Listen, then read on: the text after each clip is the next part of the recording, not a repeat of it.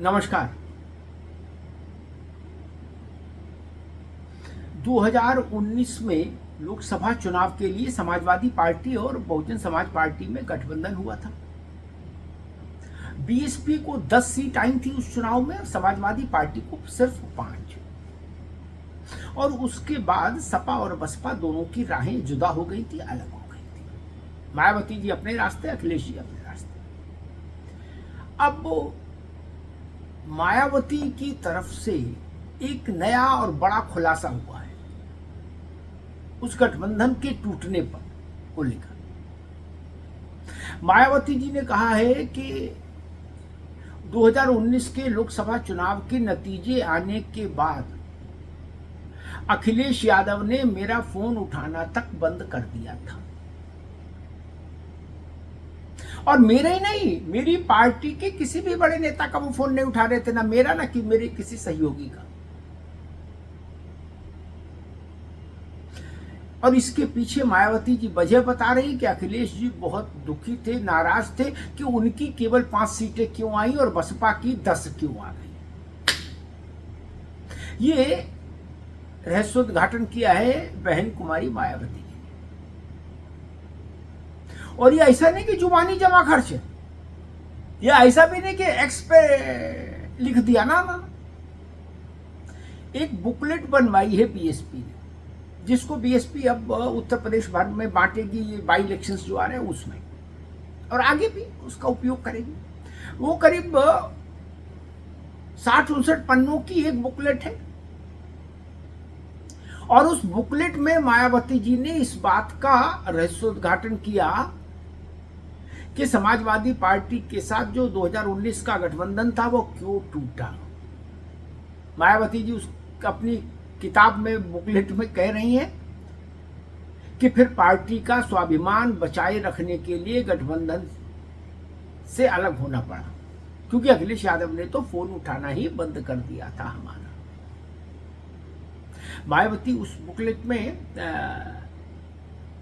पहले गठबंधन का भी जिक्र कर रही है, जो कांशीराम और मुलायम सिंह के बीच हुआ था, जब एक बड़ा विचित्र नारा आया था, मिले मुलायम कांशीराम, हवा में उड़ गए जय श्री राम, जिस गठबंधन के तहत मुलायम सिंह मुख्यमंत्री बने थे। मायावती ने उस बुकलेट में लिखा है कि जब समाजवादी पार्टी के गुंडों ने, अराजक तत्वों ने महिलाओं को, दलितों को, वंचितों को, पीड़ितों को मारना, पीटना, उनका शोषण करना शुरू किया और बसपा ने उस पर रोका टोकी की, सवाल जवाब किया, तो स्थिति ये बन गई कि मुलायम सिंह यादव ने बीएसपी को खत्म करने के लिए षड्यंत्र करना शुरू कर दिया, और उससे बचने के लिए बीएसपी ने मुलायम सिंह से समर्थन वापस लिया उनकी सरकार से। तो गेस्ट हाउस में मुझे, यानी मायावती जी, मुझे घेर कर मारने की पूरी कोशिश की समाजवादी पार्टी के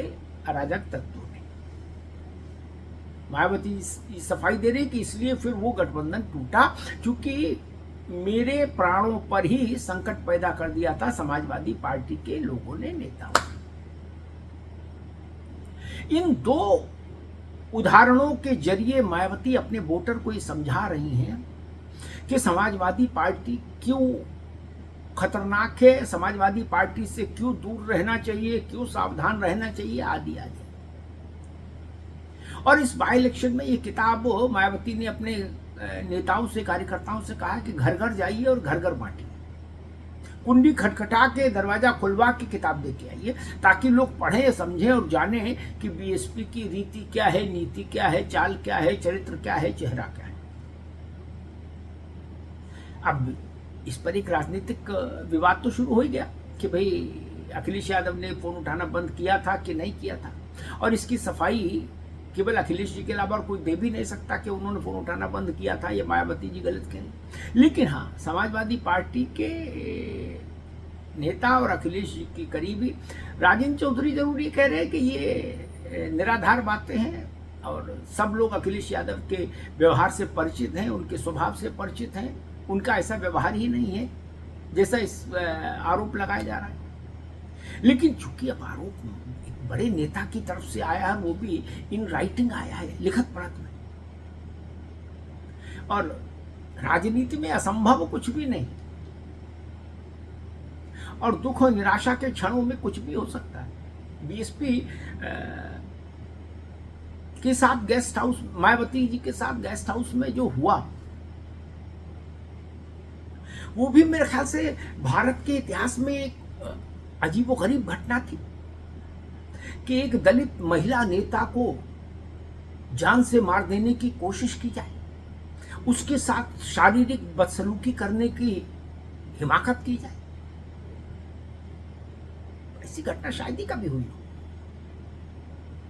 और अगर उस वक्त भारतीय जनता पार्टी के लोग नहीं पहुंचते, विशेष तौर पर स्वर्गीय ब्रह्मदत्त द्विवेदी और अन्य लोग, तो शायद मायावती जीवित ही नहीं रहती।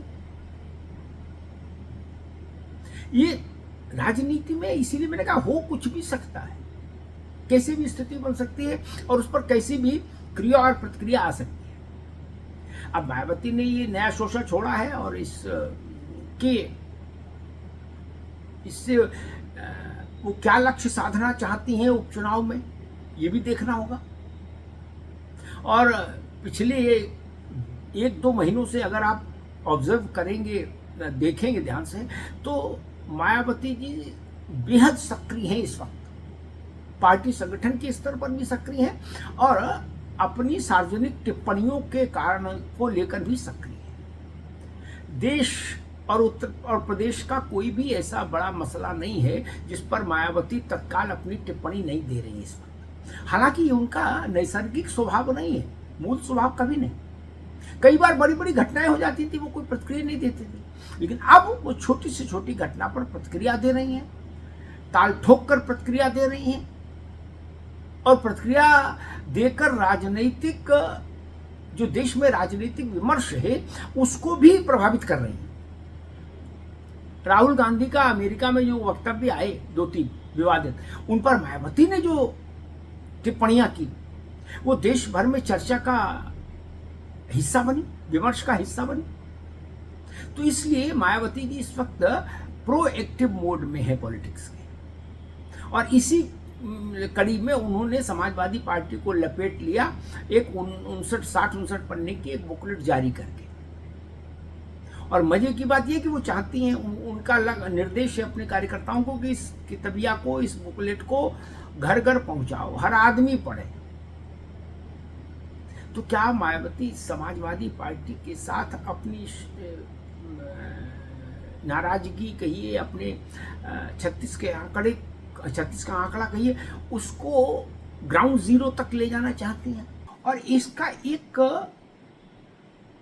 देखने का नजरिया ये भी है कि जिस तरह से लोकसभा के चुनाव में, 2024 के लोकसभा के चुनाव में दलित मतदाताओं ने समाजवादी पार्टी को वोट किया है और मायावती के जनाधार वाले एक बड़े हिस्से में सेंध लगाई है समाजवादी पार्टी की साइकिल है, क्या मायावती उससे परेशान है, उससे चिंतित है? और उसी चिंता का प्रतिफल ये है कि उन्होंने एक किताब छपवा दी पूरी अपने और सपा के तल्ख रिश्तों को लेकर, ताकि जो उनका कोर वोट है वो समाजवादी पार्टी की ओर न खींचे, समाजवादी पार्टी की ओर न झुके। ये भी एक एंगल है, क्योंकि लोकसभा का चुनाव ये बताता है पिछला कि दलितों का एक बड़ा वोट बैंक, नॉन जाटव दलित जो सेगमेंट है दलितों का, उसकी एक लगभग आधे से ज्यादा वोट समाजवादी पार्टी और कांग्रेस गठबंधन को गए। ये मायावती के लिए बड़ी चिंता और बड़े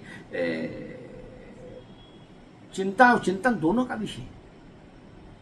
मुझे लगता है शायद इसीलिए बहन जी को लगा होगा कि नहीं, अब अपने वोटर को समझाना होगा कि समाजवादी पार्टी से उसको दूर क्यों रहना है, और शायद इसी चिंता के चलते मायावती ने अब ये एक तो अपनी सक्रियता बढ़ाई है, और दूसरा उन्होंने एक लिखित दस्तावेज जारी किया है अपने वोटर्स के नाम, अपने समर्थकों के नाम, ताकि वो समझ सकें कि मायावती समाजवादी पार्टी से दूर रहने के लिए क्यों हिदायत दे रही है। अब ये तो भविष्य के चुनाव तय करेंगे कि मायावती की इस मायावती के इस प्रयोग का राजनीतिक तौर पर बसपा को कितना फायदा हुआ, उसका वोटर सपा की ओर जाने से रुका कि नहीं रुका, और जो चला गया है वो वापस आया कि नहीं आया, ये सब चीज़ें भविष्य के गर्भ में है। लेकिन हाँ, मायावती ने बड़ा प्रयोग ज़रूर किया है, एक बुकलेट में ये सारी बातें लिख के उसको पब्लिक डोमेन में लाने के लिए। धन्यवाद।